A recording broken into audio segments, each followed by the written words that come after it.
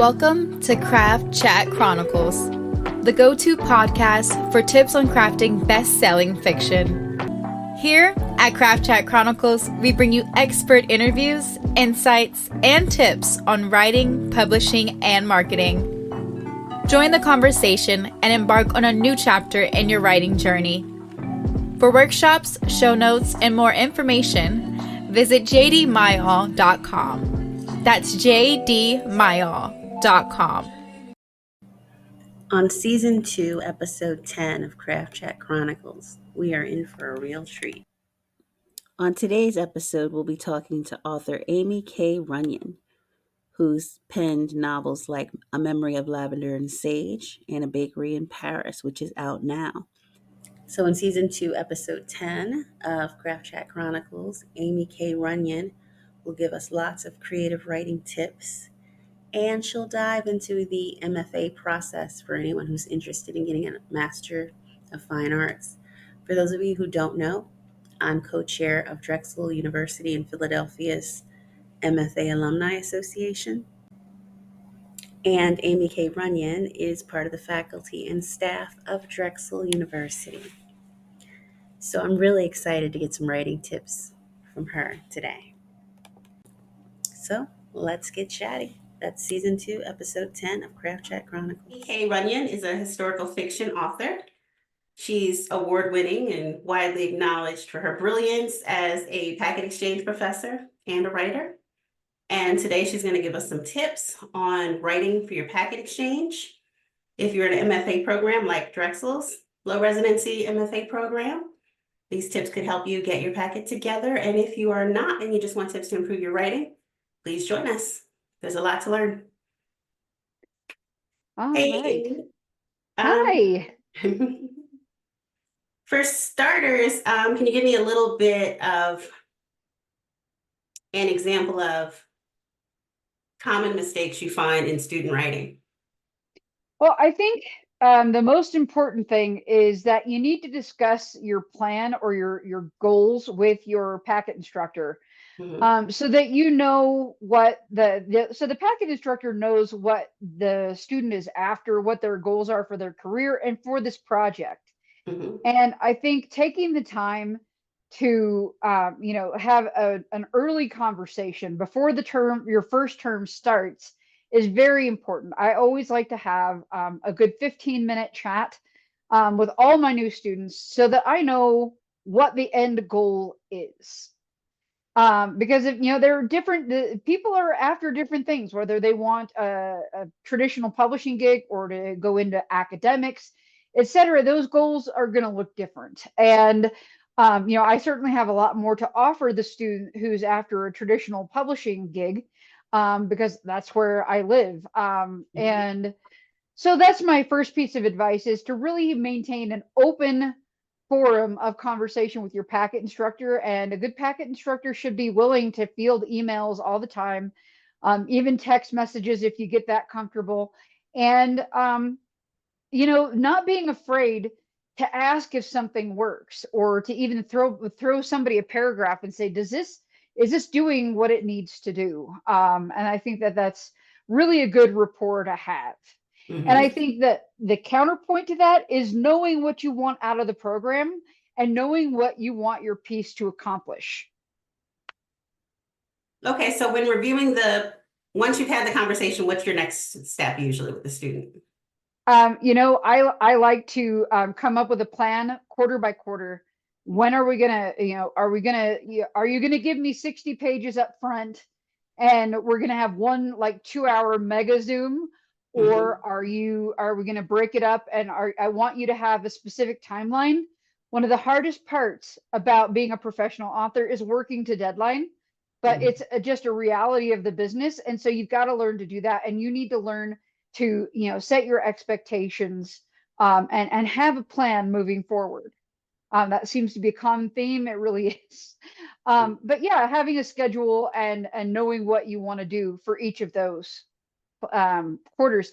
And if you can, if you look at the entire, if you've already got a piece and you're revising it, you can break up and say, I want to show you my book in the first 3 quarters, we're going to work together. And then in the fourth quarter, I'd like to, work on some revisions of the parts that weren't working. That's perfectly valid.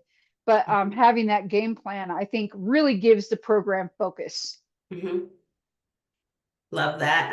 For your students who want to be professional writers and who want to go into traditional publishing, what are the strengths you most often see, and what are the areas you would suggest students work on improving?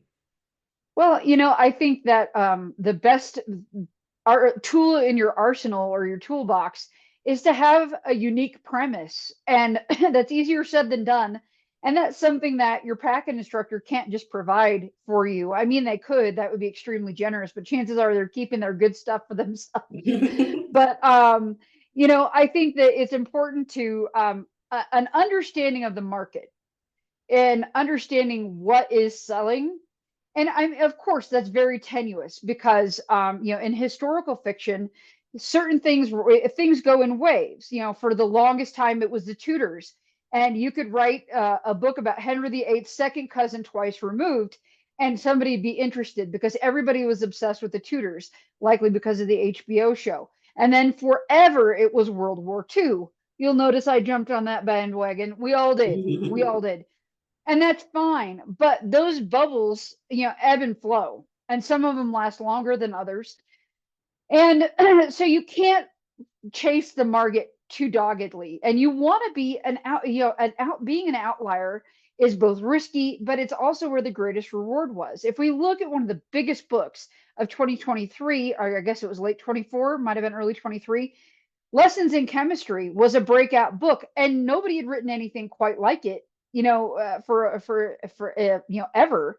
And it's definitely, you were seeing more and more books try to emulate that. I don't think that's necessarily the strongest position to be in, trying to emulate a big book, but all the same, like finding an interesting spin.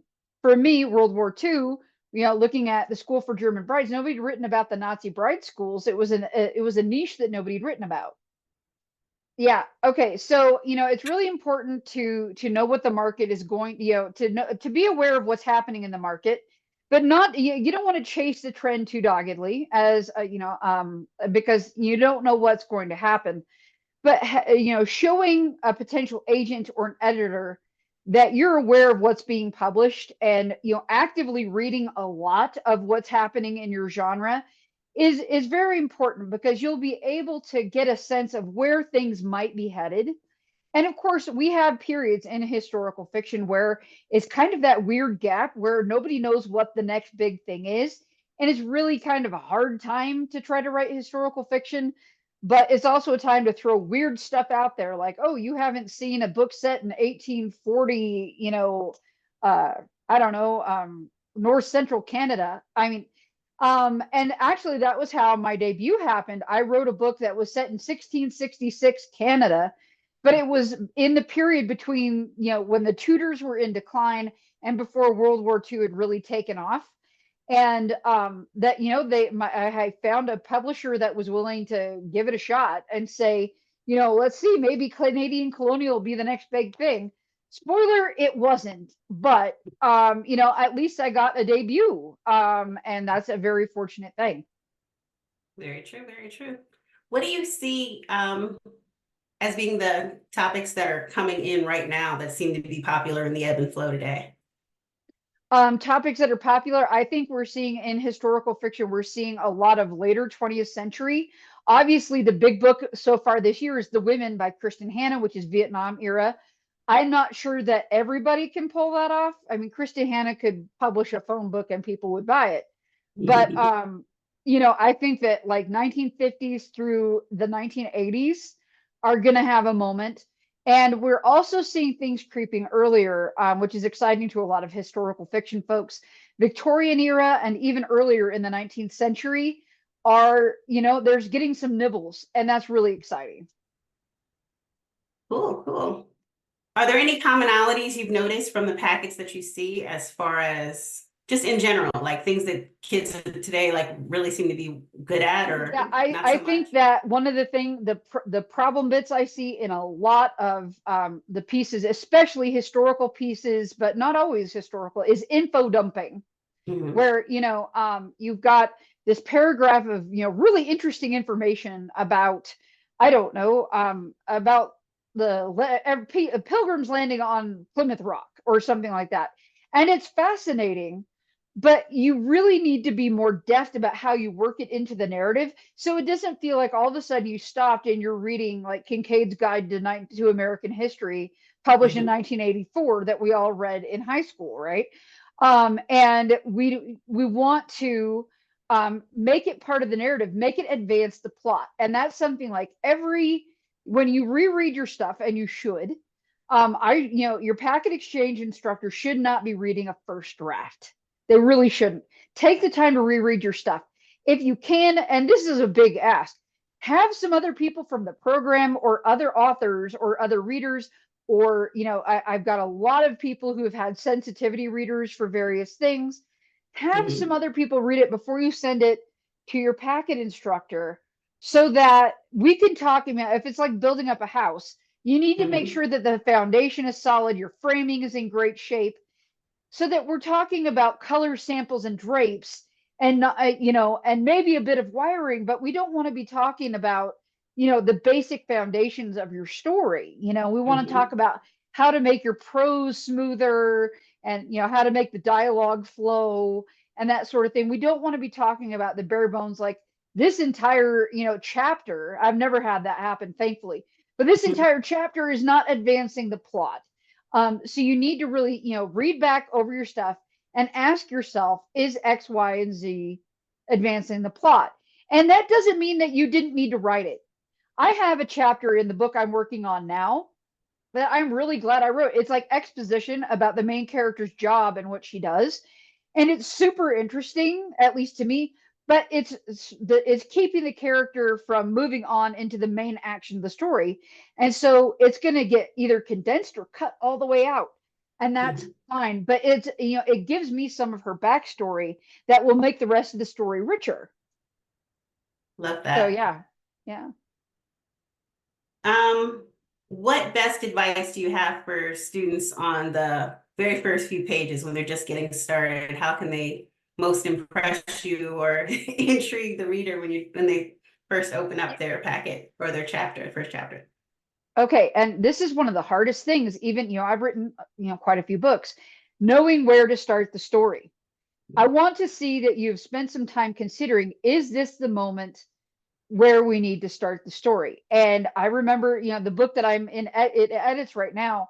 I sent sample chapters to my editor or my agent a couple times, and she's like, you're not starting it in the right place. And I had it, it was a very quiet scene with an older sister looking after her siblings, waiting for their mom to pass away, which, there's some tension there, but it was far better to have, a contentious family meal after the funeral with a really nasty grandmother.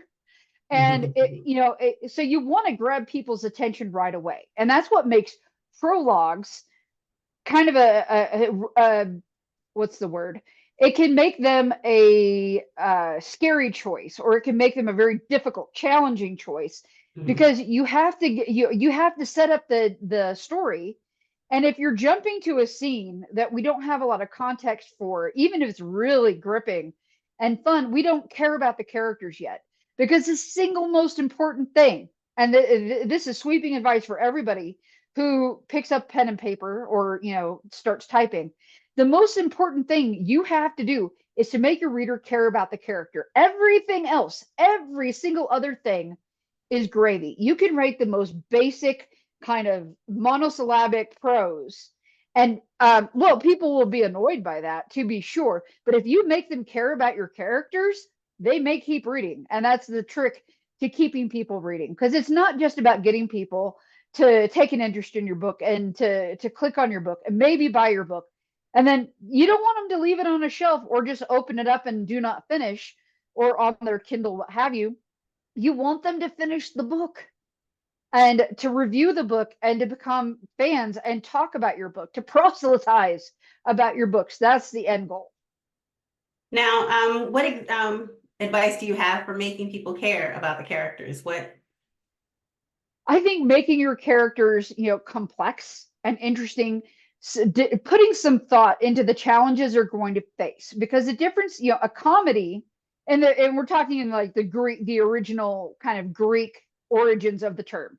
A comedy is where you have a hero facing challenges that their unique set of flaws will make difficult, but they will ultimately overcome it. A tragedy is where the hero's flaws are such that it makes it incompatible with any sort of victory. So if you think about the difference between, let's say, Much Ado About Nothing and Othello, we see that those characters, ultimately we have one who is able to hear reason and to believe that his partner was not unfaithful, whereas the other wasn't. Those stories really are opposite sides of the same coin. We have a husband who believes he's been cheated on, or a fiance in that case, who believes he's been cheated on, but he ultimately listens to reason and believes that his bride didn't cheat on him, and they get to have their happy ever after.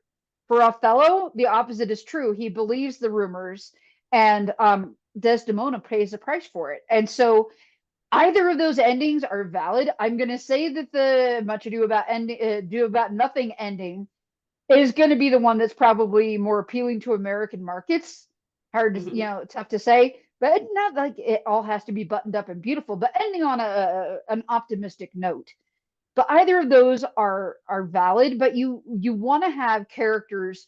You thought about what makes them tick, whether you're looking at the Enneagram and thinking about their different personality types, or the Jungian archetypes or what have you, or whether you're just riffing off the cuff. Think about what are the situations in which your character will excel and do well, and then the things that are going to really be their roadblock, their hindrance, and how do they react under stress, because you need to be putting your characters under stress, or we don't have much of a story. Very true, very true. I found in my packet exchanges that like different packet exchange teachers gave me different things. For example, I thought developmental stuff, and Heather Christie was really, really good with detail. Like she would point out little setting things that I could, make a little better that I never saw, and I was like, "Ooh, yay, love that." You know what I mean? But they both elevated my writing and helped me become better. What do you think are your strong suits? What do you think that is, if you had to pick? I know you have many skill sets, but if you had to pick, what do you think that your thing is most? I think I'm pretty good at weeding out the things that are bogging down the pacing, because pacing, we've got an impatient society. I hate to say it, but we've got people have less time. This is not like the 1880s. I've got these classic books above me, Les Miserables right there. Nobody back then, Victor Hugo had, and he also, I believe, published that one in serial, but people had even farmers and things like that who might have read novels in the winter when the crops were fallow or whatever. They had longer bouts of time with very little else to do, and so they'd read by the fire at night or what have you. But nowadays we have so much competition for our leisure time, and people are spending a lot of time in the office, and we have jobs that are mentally taxing. And so a lot of people, you got to find or keep the pacing going, or people are going to end up scrolling on their phones. It's just, or watching Netflix or what have you, because people are tired at the end of the day. They want a story that is going to propel them. And that's not to say that they don't want an immersive story that they can swim in a little bit, but you really have to make sure that the pacing holds up. And that's one thing I'm kind of ruthless about. Like, this paragraph is not serving you, it's weighting it down, because that's the thing that I always try to especially now that it's a little bit easier in historical fiction, because there's so many active things. If you're writing World War II or even post World War II, or the Franco-Prussian War, there things were getting slow. Toss in an explosion, everything's great. But I've transitioned. I also write contemporary women's fiction, and you can't do that in 2023 Provence. Just having a well-timed explosion doesn't make sense. So you have to find ways to keep the pacing going. And a paragraph about the history of Occitan language or something isn't going to be the most exciting thing. And you've got to relate, all those fun details back to character, again, because it makes people care more about the character and it propels the story. So that's what I really kind of ruthlessly try to look for in my students' packets, are the ways to make the pacing tighter. Love that. And that's something they're going to need to get published, because most agents, if it slows down, if they find it slow, they're going to put it down. They're going to be bored and move on to the next. Yeah, I mean, we live in a society where there's a lot of competition for our entertainment time, which is actually less than it used to be in times past. I mean, people either had zero or a lot, it seems. If we're looking 19th century, where have you. But some of that pacing stuff, it's amazing how just looking at your dialogue tags, or just looking at things at the line or the paragraph level, can you cut a few words out of that sentence and it tightens everything down so it feels like it flows faster? And that's important. Very true, very true.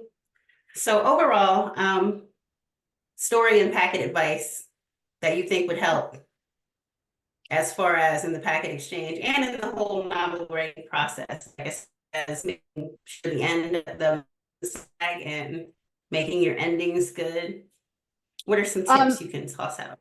Yeah, I think that, making sure that you've got, I think it would personally be ideal to come into the program with a book written, but not everybody does. A lot of my students have, and that's great because we can workshop the heck out of it and we're not dealing with first draft stuff. This is a great position to be in. But if you aren't, have a solid outline and know where you're going.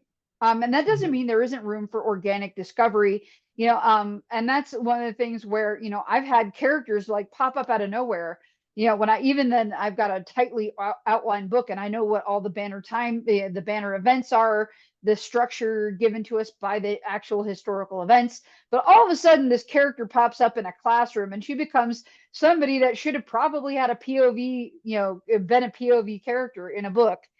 And that's fun. It's a great deal of fun because above all, you should be enjoying what you're doing. Maybe not every minute of it, but it should be on the whole fun. But just know what you're doing. The MFA program is a very short period of time. Go in there with a battle plan and know what you want to do, know what you want to accomplish, and don't shortchange yourself by rushing to meet deadlines, et cetera, and so forth. Put yourself in a position where you've got time to revise and think things over before you submit to your packet instructor, so that they're working with your work as the work that is as good as you can make it on your own. It doesn't mean it have to be flawless. It doesn't have to be flawless. I don't want to intimidate people like that, but it needs to be the best work, more or less, than that you can make without the help of an editor. And then the editor or your packet exchange instructor or your agent should help you take it to the next level. And I've always said that a good editorial letter is like a free MFA course. And so you really want people to be working with people who aren't afraid to tell you when things aren't working. Develop a thick skin, because those comments, I mean, of course, there are malicious people out there, but by and large, everybody at Drexel is, everybody wants to see you succeed. Certainly your editors and agents should be there too, down the road. But you really want to develop a thick skin so that you can absorb all those comments, because chances are they're designed to, not saying every single one of them is valid, but the end goal is trying to make your work better. So you should at least consider everything that's being said, even if you don't incorporate all of it. Very true, very true. For those who are watching that are not in Drexel, encourage them to come to the program. Let them know what makes our program special and why they should be dragons. Well, first of all, I love Drexel. I love the program at Drexel. I am a dragon for life. And what I think is great is that they take people who are serious about their craft and serious about teaching students how to be the best writer they can be, but they pair it with a lot of business savvy, so that we're not shoving students out into the publishing world without an idea of how to swim in a very, very large, very confusing ocean run by English majors. And the publishing world is hard. It's hard, and breaking in is extremely hard. And the fact that you graduate from Drexel having met real agents, real editors, been to New York during the residency to be in the room where it happens is, I think it's an invaluable experience that doesn't happen in a lot of other MFA programs that are designed to help make people write beautiful academic short stories, but aren't designed to help people become commercial novelists. And really, it's almost easier to get a publishing gig and to become a published novelist than it is to find a full-time academic job. That's just the Mhm. reality of it, because a lot of people say, well, I want to be a writer, but I can get a job teaching creative writing at the university level and have time to write. And yeah, it's great when that works out, but there are so many people who want to be in that job. It's extremely competitive. So, just focusing on being successful in the industry and knowing how the industry works is invaluable. And so I recommend the program wholeheartedly. Me too, because when you graduate, it doesn't end. Yeah, The it's true. graduate, the alumni MFA, we keep doing craft chats and things like this. So you're still connecting, you're still part of the family, and you're still Oh, trying to inform absolutely. others. So it's a great program. You should It definitely is. join. And yeah, it really is a great program. And I know that the most of us packet instructors, if you want to reach out and say, hey, Amy, I've tweaked my query letter. Would you mind looking at it before I send it out? Or can you help me Mhm. look over this passage before I query, or that sort of thing? Most of us will be happy to do it. We want to see you succeed. We want to hear about all your good news, because we feel like we got to help a little, and that's Mhm. exciting for us because we care about you. And Yeah. that's the great thing about the writing community in general. I expected it when I started writing to be cutthroat and competitive, and it is competitive, but as the saying goes, a rising tide lifts all boats. And so the success of your friends and colleagues can equate to success for you too, because book sales beget book sales. And so there's room for everybody at the table. And I've just used 87 cliches in the same sentence, and that's fine. But it's the truth. It's the truth. It really is a community. And the fact that the most successful writers that I know are the most, generous and open and caring people, is for a darn good reason, because they engender support from their peers. And they say, you know what? That person it was so kind. They shared my cover. They're always rooting me on and that sort of thing. I'm going to do the same for them. And that's how it works. And it's not transactional. It's breeding good karma. Very true. Yeah. What tools do you think, because you mentioned earlier when you were saying that they should have it as polished as possible before they present it to you. So are there any tools or resources you would suggest? Like maybe, like, is there any editors that you would point out, or like any places where they could meet beta readers or something like that if they don't Um, have I, a relationship? I mean, goodness, at this point, do not hire a professional editor, because I mean, Okay. invest your money in the MFA, because you Mhm. should come out of it with a fairly clean document. But Mhm. beta readers are invaluable, and I think that every region has various writer groups. Like for here, I'm in Colorado, and in our region we have Rocky Mountain fiction writers, and Mhm. it's a great place. The conference is once a year, and I would not be where I am if I hadn't invested the money to go to spend time at the RMFW conference and to make contacts. And I remember my first time going to the RMFW conference. I went to a panel on the care and feeding of online critique groups, which are Mhm. online critique groups are so handy in this day and age, because picking up, getting up and commuting to some library room or something to meet with 6 or 7 other people, it can be hard, but everybody can Zoom. And anyway, I had a young woman come sit next to me, hand me a business card, and say, "We're in a critique group now. We're friends. Deal with it." And we've been friends for 10 years now, and 11 years. Oh my goodness. And, she published 2 novels that did very well. I've published a whole slew. And our critique group is no longer really, but, it was a place where a lot of us kind of found our traction or didn't. So a critique group is a wonderful thing to have. People who are at your stage. I mean, it's good to have a range, like people who are aspiring, people who are getting into the market, and people who are, somewhat established in the market. to find a good mix so that everybody can help everybody out, because even the people who are established will benefit from the eyes of people who aren't already like kind of jaded a bit by the industry. And because we do become a bit jaded. It's a hard business, and it's okay, it's worth it.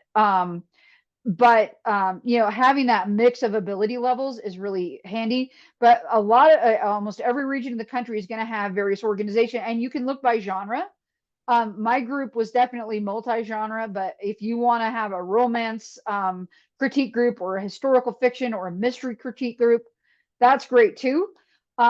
But then you can basically reach out to those organizations wherever you are, and they often have like a matchmaking system to put people in critique groups or to find critique partners, because it's something that every kind of debut writer needs. Very good, very good. Is there any other packet advice that we have or that we didn't cover that you can think of? I think that's a lot of it, but just keep an open communication with your packet instructor. Know what you want to do, know what you want to accomplish, and just really invest as much as you can of yourself in the program. And the more you invest, the more you'll get back.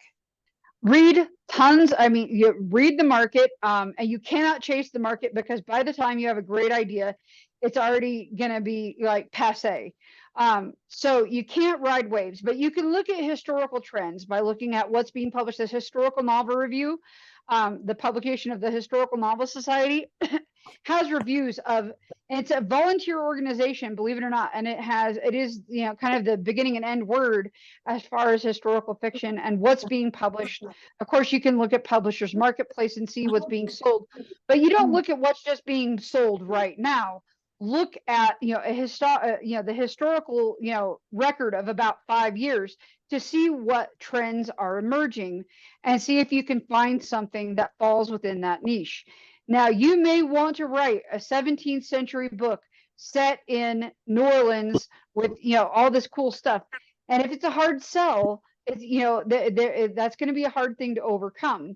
So, but look at what's it's not saying that it's impossible. And I have a friend who has been trying to write a book set in a hard time period, with some things that kind of flaunt convention, like a male protagonist.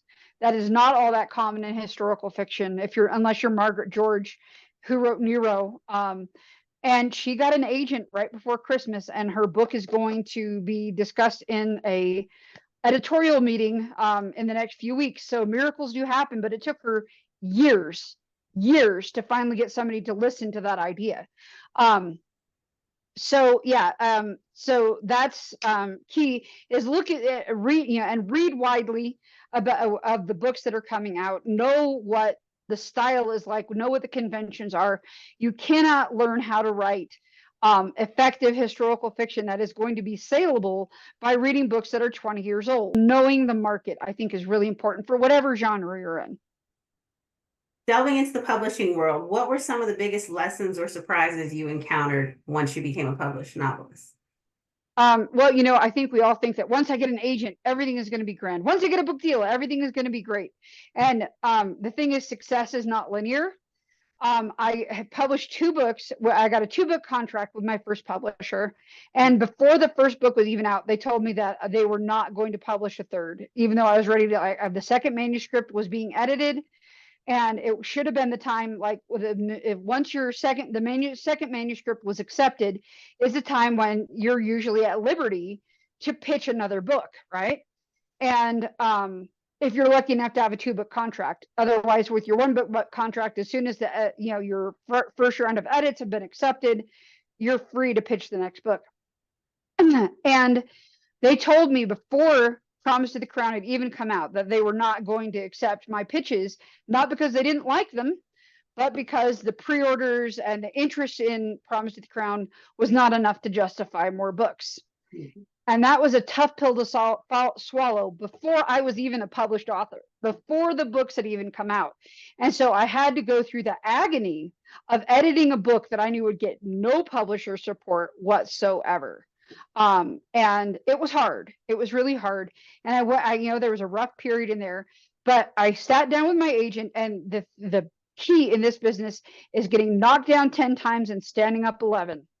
And boy, howdy, it is so true. The people who I know who have been in this business for 10 years or more, it's all people who have had disaster stories and come back swinging. And there are plenty of people who just said, I've published 6, 7 books. This is a rat race and I'm done. And that's fine too. And there's a lot of that. There's a lot of that too. But anyway, so I sat down with my agent over the phone, and I read her aloud because I have an idea file, and it's literally 1-sentence pitches. And one of them was Russian female fighter pilots in World War II. That's a nice segue out of colonial Canada, isn't it? She said, yes, write that one. That's your money pitch, kid. And so I pitched it, and I started writing. I was about half a manuscript in because I had to write the whole manuscript to go back on sub. Now, if you're already at a house, the rule of thumb is that you can often get away with just writing like a proposal, and it depends on the house. Like Harper Muse, they bought this book on a page proposal. At William Morrow, it's more like a solid proposal of 3 to 7 pages and 3 chapters. But then if you're going on submission, depending on how established you are, back then I needed the entire manuscript and it had to be pitch perfect. Now I might be able to go away with 100 pages, so like a quarter of a book, maybe, if I'm lucky, and a really polished synopsis. But I'm a bit of a known quantity. I'm not a big name, but I'm known a little bit.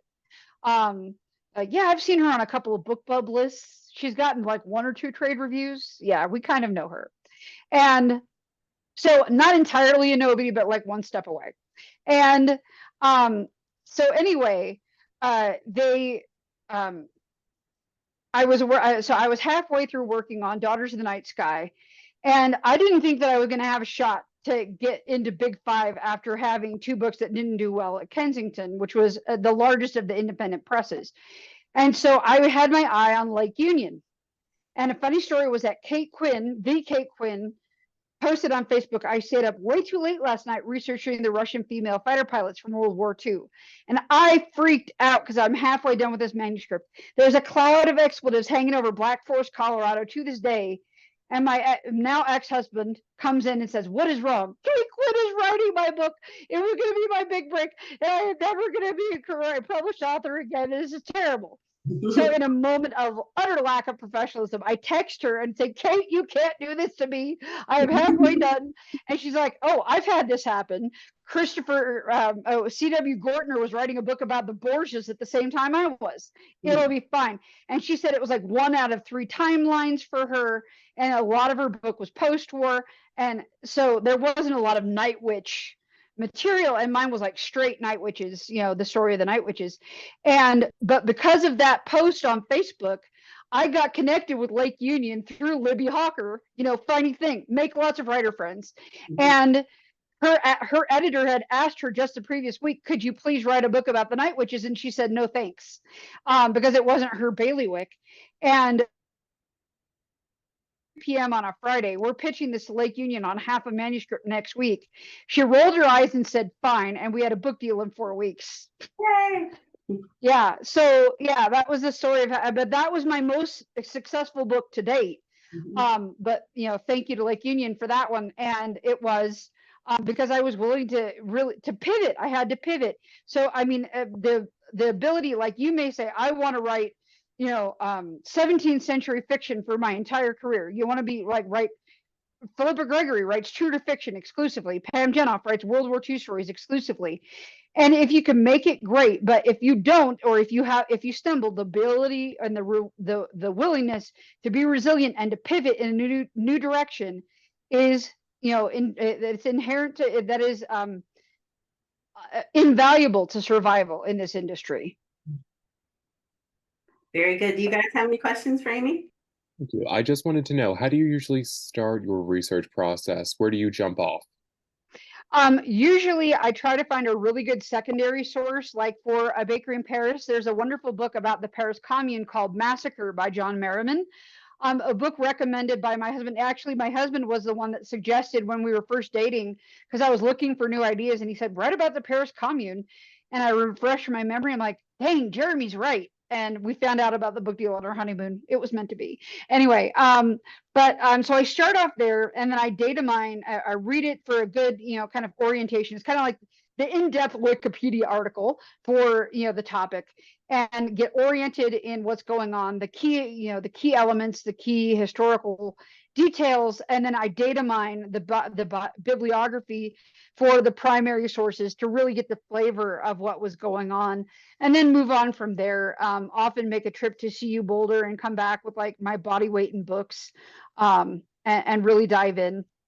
But then for something like Mademoiselle Eiffel, where there are no books, like no secondary books about Claire Eiffel, there are a healthy number of books about Gustave Eiffel, fewer than you would think, believe it or not, despite the fact that he has created the single most recognizable man-made monument in the world. And I don't think that's questionable. I think it is, without question. I mean, you see that in space where it is.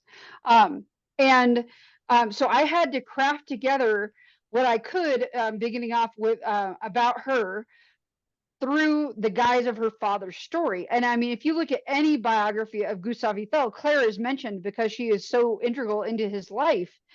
But you had to kind of piece together a timeline based on where he was. So the trick for that one was going to Paris twice and getting permission to access the family archives at the Musée d'Orsay and getting your hands on her own correspondence. And of course, the time period that is most integral, from the time when her mother dies through the building of the Eiffel Tower, and then the Panama Canal scandal afterwards, there's actually not a lot of correspondence from Claire because she's with her father and husband almost the entire time. So you have to, is really weaving a story from what you don't know, through the gaps in the things that you do know.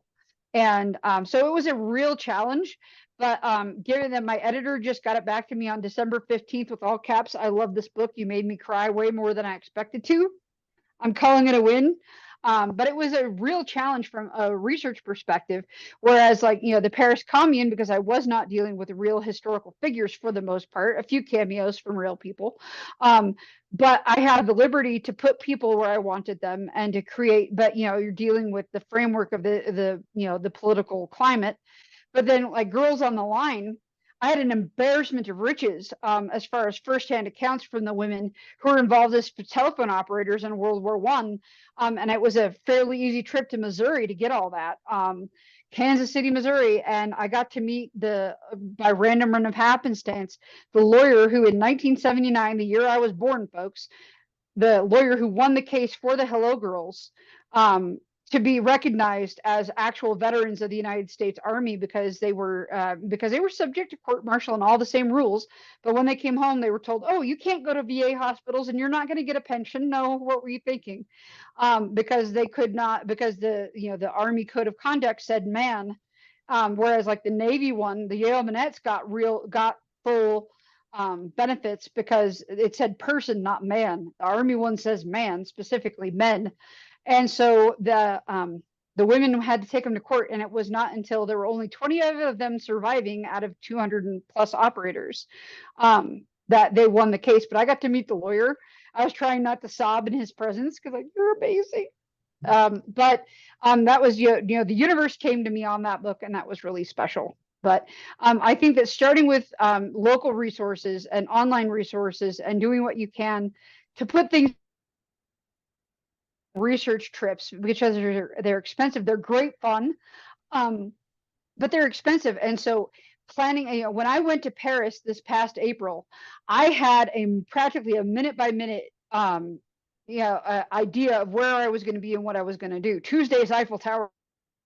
Day 1 and day 3 and 5 are going to be spent in the archives, and then a list of things I wanted to photograph for social media content, and because I had 5 full days in Paris and a list of all the restaurants where I wanted to eat, and it was a very serious undertaking to plan that trip, but it was a delight.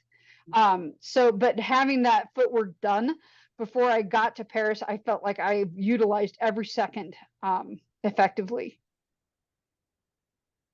Nicolette, your question? Yeah. So how do you kind of balance out the research and the writing? Like, do you do all of your research ahead of time and you're like, or do you do it like, do you start writing because you have the idea and you're like, oh man, I'm already ready to start writing, but then you just kind of read as you go, or like kind of, because I'm kind of struggling with that. I'm writing a historical fantasy novel, and it's like, I am now writing my other manuscript, second draft, so that I can take time to read for the other one that I've already written a couple drafts for, because I'm just like, That's a strong strategy. yeah, Yeah. I can't do So it at the same time. Like, yeah, I know that there are people who like spend like a year reading before and these are like the big dogs that are writing like doorstopper length books that like spend a year reading before they start writing. I am not that patient. And I guess maybe not that devoted to, like, I'm not a historian. My husband's a historian. I pointed to his bookshelf, sorry. Because we turned the basement of our house into a library, so you can tell we're a bookish nerd. We're a very well suited couple. Anyway, but I will start with that secondary source, like Massacre for a bakery in Paris. And that's usually enough to get started. One really good secondary source, and then getting my hands on some of the primary sources. Like the big primary source that I read for Girls on the Line was Grace Branker's diary, and I had to write her great granddaughter for a copy, and she mailed it to me free of charge. Like, she's like, here you go, kid. Like, I mean, not the original, but she sent me a photocopy, and like I scanned the whole thing, and then yeah, that was an amazing gift. And always remember to thank those people. And the thing is, like, that's one trick for research, is that there are experts in your field or on your topic who would give anything to have somebody willing to listen to them for a day. Like, oh my God, they're really to just like information bomb you. Take advantage of those people, thank them, give them gifts. That is important. And thank them in the back of your book. So I try not to get too bogged down in the research. Really feels thin, it's not working. That might be the time to stop and research. Stop and read a good book about the topic. And like for me, that with the Panama Canal scandal, man, that was a tough section to write. Because I wasn't all that excited to write it. And so finding the pertinent information really helped, because I have to orient the reader into what's happening historically. So taking the time to stop, even if you lose your word count for the day, and to read more, to read up on a specific topic really helps. So I will leave gap notes like, research this fact and come back and do it later. But if it's something where it will cause a real problem, then I will stop and research it right then and there. I try not to lose momentum. The distraction-free writing craze is there for a reason. And of course, dealing with stuff that far back in history, you can get, the legalities. People aren't going to necessarily know that. They're going to attack you for using like a wooden hairbrush or an ivory hairbrush instead of a wooden one or silver one or what have you. But they're not going to know the intricacies of Canadian law in 1666. So, you can feel free, to remind your readers that this is a work of fiction. Awesome. Any parting advice you want to offer everybody? Read a lot, write a lot, enjoy the process. It's, yes, will it be a slog? I'm not going to tell you every minute is just, a bundle of joy and just rapture all the time. But enjoy the process and celebrate your wins. Most of the people in this business are kind and want other people to succeed. A rising tide lifts all boats, and add in whatever cliche you prefer. But it's tough, and you got to thicken your arm. You got to wear your armor, thicken your skin. But when you have victories, and there will be victories, celebrate them, even if they seem small. Love that. Yeah. How can everybody connect with you?